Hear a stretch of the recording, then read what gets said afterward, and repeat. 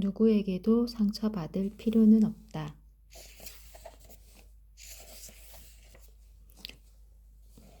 프롤로그. 세상에 나 자신보다 중요한 것은 없습니다. 그런데 과연 진심으로 자신을 가장 중요하게 여기는 사람이 몇이나 될까요? 자신을 중요하게 여기지 않아 상처받는 순간이 우리에게 자주 찾아옵니다. 내가 가장 소중하다라는 당연한 사실을 잊고 살기에 당연하지 않은 고통이 우리를 괴롭히도록 내버려 두기도 합니다. 이제는 나를 사랑할 때라고 말하고 싶습니다. 타인의 감정이 아닌 자신의 감정을 솔직하게 받아들여야 행복해질 수 있습니다. 웃고 싶으면 웃고, 울고 싶으면 울고, 하고 싶은 말이 있으면 말하고, 화를 내고 싶으면 화내고, 아무런 대꾸도 할 힘이 없다면 침묵해도 좋습니다. 남을 신경 쓰느라 못 본 척 지나갔던 내 감정들을 더 이상 외면하지 않기로 해요. 무엇보다 나 자신을 사랑하는 일을 미루지 않기로 해요. 한 가지 기억해둬야 할 것이 있습니다.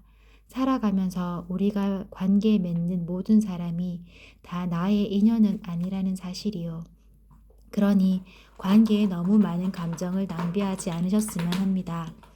얼굴 한번 마주한 적 없는 우리가 이 책을 통해 연이 닿았듯이 앞으로 또 수많은 사람을 만나고 알아가는 날이 올 테니까요. 2. 삶에 대한 막역한 걱정으로 위축되지 않길 바랍니다. 지금까지 그래온 것처럼 자신을 믿으면서 살아간다면 인생이 나쁘게만 흘러가지 않을 테니 말이죠. 저는 그렇게 믿습니다. 아직 나의 계절이 오지 않았을 뿐이라고요. 시간은 계속 흘러가고 계절은 언제나 바뀝니다. 차디찬 겨울이 지나면 따뜻한 봄이 다가와 꽃을 피우듯 나의 계절도 때가 되면 가장 아름다운 꽃을 피운다는 믿음을 가졌으면 합니다. 그 믿음 하나만으로도 오늘을 살아가는데 부족함이 없기를 바랍니다. 지금이 나를 믿으면서 하루하루 열심히 살아가다 보면 내 삶에도 꽃이 피고 열매를 맺는 날이 반드시 찾아옵니다. 3. 힘든 계절 조심히 건너가시고 다시 만나는 그날까지 아프지 마세요. 몸도 마음도요. 멀리서나마 당신을 응원하고 있겠습니다. 겨울 냄새 가득한 작업실에서 지민석. 차례. 프롤로그 명령사. 챕터 1. 삶이 동화 같진 않아도 내 삶이 그리 싫진 않아. 삶이 동화 같진 않아도 내 감정이 곧 나는 아니기에 현명하게 선의를 베푸는 연습, 너무 오래 고민하지 말 것. 그때의 나에게는 그게 최선이었어. 불안하다는 건 잘 살고 있다는 증거. 사랑받기 위해 자신을 낮추는 사람들. 위로받을 수 없는 날 기분 전환하는 방법. 내가 나를 좋아할 수 있도록 1도만 일상이 달라져도 질투심이 나를 집어삼키지 않도록 비참해지거나 교만해지거나 나를 사랑하는 구체적인 방법. 실수해도 괜찮아. 처음은 서투를 수밖에. 존경받는 사람의 특징. 책임감의 무게. 모든 말을 예민하게 듣지 말자. 가장 젊은 날. 닮고 싶은 사람을 곁에 둘 때. 챕터 2. 지속하기 위해 멈추는 관계의 지혜. 너를 미워하지 않는 이유. 인간관계 멘탈 관리법. 확증 편향에 빠진 사람들. 관계도 조율해야 좋은 소리가 난다. 관계 셧다운이 필요할 때. 최선의 위로. 비난을 신경 쓸 필요가 없는 이유. 넓고 얕은 관계와 좁고 깊은 관계. 영혼 없는 리액션이 특기인 사람들. 관계에도 퍼스널 컬러가 있다. 받아주지 않아도 되는 사과. 침묵이 창이 될 때. 우리는 어떤 사이. 사랑할 용기. 짝사랑과 자존감의 상관관계.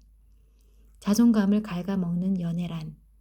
사랑이 지나가더라도 외롭다고 사랑하지 말 것. 관심과 연락은 비례한다. 그 선 넘지 말아줄래? 화내기 전에 시간을 가지자. 친구 관계를 오래 유지하려면 10마디 잔소리보다 무언의 믿음을 받은 만큼만 마음을 돌려줄 것. 관계를 나보다 우선하지 말자. 그냥 너라서 좋아. 오래도록 함께하고 싶은 사람. 챕터 3. 무사히 오늘도 살아낸 당신에게. 지금 이 순간에 집중하는 법. 휴식의 필요성. 당신은 대단한 사람. 나에게 조금만 관대해지자. 내 삶의 결정권 사수하기. 관계에 찾아온 꽃샘추위. 정이 많은 사람. 떠나고 싶을 때 떠나는 용기. 비참해지려 애쓰지 않기. 어떤 인연은 흘러보내라. 행복을 발견하는 눈을 단련하자. 부족한 사람은 없다. 어른의 가방. 지금 이 터널은 결과가 아닌 과정. 조금 늦어도 괜찮아. 감수성이 풍부하다는 것은 울지 않는 어른이 되었지만 새벽 같은 마음, 나에게 건네는 위로, 결국 해내는 사람, 바람을 견디는 나무 이야기. 누구에게도 상처받을 필요는 없다. 에필로그 218. 챕터 1. 삶이 동화 같지 않아도 내 삶이 그리 싫진 않아. 삶이 동화 같지 않아도 어렸을 때 꿈이 뭐였어? 나는 어렸을 적부터, 그러니까 초등학교 입학도 하기 전부터 현실주의자였다. 누구나 내게 꿈을 물어도 스파이더맨이나 슈퍼맨 같은 영웅이라고 답하지 않았다. 이유는 단순했다. 그런 초능력자들은 영화에나 등장하는 인물이니까. 그래서 현실에서 내가 꿀 수 있는 가장 큰 꿈을 말했다. 대통령이 되고 싶다고. 대통령이라니. 그땐 내가 참 순진했지. 이제 나는 친구들과 어린 시절 꾸었던 꿈을 안주삼아 떠올리며 그 순진함을 비웃는 어른이 되었다. 살아보니 현실은 냉혹했다. 어린 나는 영웅과 대통령 중에서 더 현실적이라는 이유로 대통령을 선택했지만 그 선택마저 비현실적임을 깨닫기까지 그리 긴 시간이 걸리지 않았다. 지금은 대통령은커녕 시의원에 도전하는 것도 평생 힘들다는 것을 안다. 유년 시절 순수한 마음으로 꿈꾸던 미래는 지금의 모습과는 사뭇 다르다. 나는 내가 30즈음에 기품 있고 여유로운 어른이 될 줄만 알았다. 사회에 공헌하여 숭고한 위협을 덜성한 어른이 될 줄만 알았다. 하지만 막상 눈앞에 펼쳐진 현실은 어설프고 조악하다. 늘 쫓기는 마음으로 하루하루를 버티느라 내 한 몸 챙기기 버겁다. 사회적 위협이라니 감히 엄두도 안 난다. 눈가에 주름이 생기고 흰머리도 가끔 보인다. 머릿속은 어릴 적 그대로인데 몸만 정직하게 변했다. 실상은 그저 나이 먹은 어린애다. 우리는 매일매일이 전쟁 같은 오늘을 살아간다. 많은 것들이 빠르게 생겨나고 사라지는 통에 살아남기 위해서는 끊임없이 뭔가를 새롭게 배워야 한다. 예상치 못한 사건들이 나를 덮치고 나는 그런 세상에서 중심을 잡느라 휘청인다. 아마 앞으로 내가 살아갈 삶도 어릴 적 그리던 동화처럼 찬란하게 펼쳐지지 않을 것이다. 하지만 나는 이제 그 사실을 겸허히 받아들인다. 대통령이 되어 역사의 이름을 남기는 것보다 유권자로 남아 작은 일상을 지키기 위해 투표하는 삶이 나와 더 잘 어울린다는 사실을. 어릴 적 꿈꾸던 동화처럼 인생이 흘러가지 않더라도 나는 내 삶이 싫지 않다. 동화를 꿈꿨기에 가능한 일이 몇 가지 있다. 한때 세계적인 올림픽 금메달리스트가 되고 싶었던 아이는 취미로 운동을 꾸준히 즐길 수 있는 어른이 되었고, 슈바이처 위인전을 보며 감동하던 아이는 다양한 비영리단체에 정기적 후원하는 어른이 되었다. 그런 어른으로 자랄 수 있었던 까닭은 어쩌면 어릴 적 내 안에 작은 동화가 있었기 때문이 아닐까. 그래서 내 삶이 동화 같지 않아도 괜찮다. 그렇게 말하고 싶다. 어릴 적 품어왔던 작은 상상들은 다양한 가능성의 씨앗이었고 결국 그 씨앗은 다른 형태로 열매를 맺어 지금의 나에게 다가왔기에 나는 내 삶을 사랑하려고 노력한다. 무언가를 사랑한다는 것은 필연적으로 노력을 동반하는 일이다. 그 노력은 때론 나를 예상치 못한 풍경으로 데려간다. 내 삶을 있는 그대로 받아들이고 사랑하려 노력한다면 어쩌면 나의 동화는 지금부터 새롭게 시작되지 않을까. 그리고 이 시작은 분명 나를 더 풍요로운 삶으로 이끌 것이다. 그런 기대감을 품어본다. 내 감정이 곧 나는 아니기에.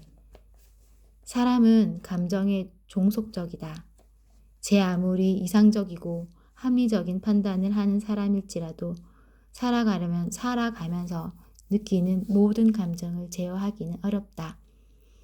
어떤 이들은 감정이 이성적인 판단을 방해한다고 여기지만 나는 이성과 감정이 연결되어 있다고 생각한다. 이성적인 행동처럼 보여도 그 기저에는 감정이 작용하고 있다는 이야기다. 즉, 이성을 현명하게 사용하기 위해서는 자신의 감정을 정확히 파악하고 다룰 줄 알아야 한다. 우리는 살아가는 거의 모든 순간 감정을 느낀다. 하지만 그 감정이 부정적인 성격을 자주 띈다면 자신의 상태를 점검해 보길 바란다. 부정적인 감정은 부정적인 판단과 행동으로 이어지기 쉽다. 그런데도 사람들은 대부분 하루 동안 자신이 느꼈던 감정을 되돌아보지 않는다. 되돌아본다는 행위는 당시 느낀 감정을 소환해 다시 느끼는 게 아니라 그 감정에서 한 발짝 떨어져 객관적으로 바라봄을 의미한다. 감정을 객관화하는 과정이 없으면 나쁜 방향으로 뻗어나가는 생각에 속절없이 끌려가 하지 않아도 될 생각까지 하게 된다. 나아가 부정적인 상태에서 내리는 스스로에 대한 판단을 진실이라고 여기기도 쉽다. 감정은 감정일 뿐 실제도 나 자신도 아니다. 감정이 이끄는 대로 자신을 판단해선 안 된다. 만약 어떤 실수로 자책감이 너무 커 죽을 만큼 괴로운 하루를 보냈다면 나는 지금 내가 나를 괴롭히고 있구나 하고 한 발짝 물러선다. 그리고 내 감정을 받아들인다. 가슴 아픈 거 이해해. 충분히 속상할 만한 상황이지. 하지만 그 상태에서 내리는 판단을 타당하다고 여기진 않는다. 그렇다고 내가 나를 괴롭혀도 되는 건 아니야. 그렇게 몰아붙여도 될 만큼 잘못하진 않았어. 그리고 현재 느끼는 감정이 영원히 계속된다고 생각하지도 않는다. 이 감정은 곧 지나갈 거야. 마음이 조금 진정되면 오늘 내가 귀중히 여기지 못한 또 다른 감정이 있지 않은지 살펴본다. 무수한 감정이 내 안에 있는데 부정적인 감정만이 내 마음의 전부라고 여기고 그것만 바라보며 하루를 망칠 이유가 없다. 기쁘고 즐거운 일이 있었다면 그 순간의 기분을 잘 닦아 선반을 올려놓듯 보관하자. 너무 반짝 윤이 나서 바라보지 않고는 못 견딜 만큼 그렇게 내 마음의 시선을 밝은 방향으로 가져오는 의식적인 노력이 필요하다. 나는 나를 충분히 지켜낼 수 있다고 믿는다. 그러니 더 이상 부정적인 감정이 나를 휩쓸고 망가뜨리도록 내버려 두지 않겠다. 현명하게 성의를 베푸는 연습. 요즘은 친절한 사람이 되는 게 꼭 좋은 일만은 아닌 것 같아. 친절하면 만만하게 보는 사람이 많아서 그런가? 얼마 전 친구와 나눈 대화다. 사회생활을 하면서 만나는 사람들을 조금만 관찰해 보면 알 수 있다. 필요할 때는 다급하게 고개를 숙이며 도움을 요청하던 사람이 문제가 해결되고 나면 언제 그랬냐는 듯 모른 척을 하고 처음 한두 번은 진심으로 고마워하던 사람도 나중에는 호의를 당연하게 여기며 점점 더 무리한 부탁을 해온다. 항상 부탁을 들어주던 사람이 사정이 생겨 이번엔 어렵겠다고 말하면 도움을 당연하게 여기던 이는 그때부터 거절한 사람을 매정한 성격의 소유자로 몰아간다. 그렇게 안 받는데 실망이네. 별로 어려운 부탁도 아닌데 우리 사이에 이 정도도 못 해줘? 10번 친절을 베풀어도 한 번 부탁을 거절하면 나쁜 사람이 되는 세상. 그만큼 우리가 살아가는 이 사회가 지극히 이기적인 사회로 바뀌어가고 있기 때문일까? 우리는 어릴 때부터 착한 사람이 되어야 한다. 어려운 사람이 있으면 도와야 한다. 와 같은 말들을 듣고 자랐지만 정작 나 자신을 위해 단호해지는 법을 배우지 못했다. 냉정한 눈으로 현실을 둘러보면 한쪽만 일방적으로 도움을 주고 다른 한쪽은 그 선의에 기생하는 관계가 대부분이다. 그런 관계에서까지 착한 사람이 되려고 노력하는 것은 자신에게 독이 되는 경우가 많다. 착한 사람이 되는 것과 호구가 되는 것을 구분하자는 말이다. 모든 사람에게 좋은 사람이 되려고 애쓰지 않아도 괜찮다. 선이라는 단어가 내뿜은 긍정적인 기운을 떠올리면 무조건 지녀야 할 당위처럼 느껴지지만 때와 장소를 모르는 과한 선의는 나를 우스운 사람으로 만들 뿐이다. 손쉽게 타인을 이용하고 저버리는 이기심 가득한 사회에서는 착한 사람들이 더 난처한 일을 겪고 피해를 본다. 남을 위하느라 정작 자기 일을 챙기지 못하기도 하고 무리하게 도움을 주려다 에너지를 모두 소진하기도 한다. 그 모든 상황을 감당할 자신이 없다면 우선은 나와 내 곁에서 힘이 되어주는 사람들을 먼저 챙기면서 살아가자. 그래야 내가 덜 다치고 덜 손해보고 덜 아쉬운 소리를 듣는다.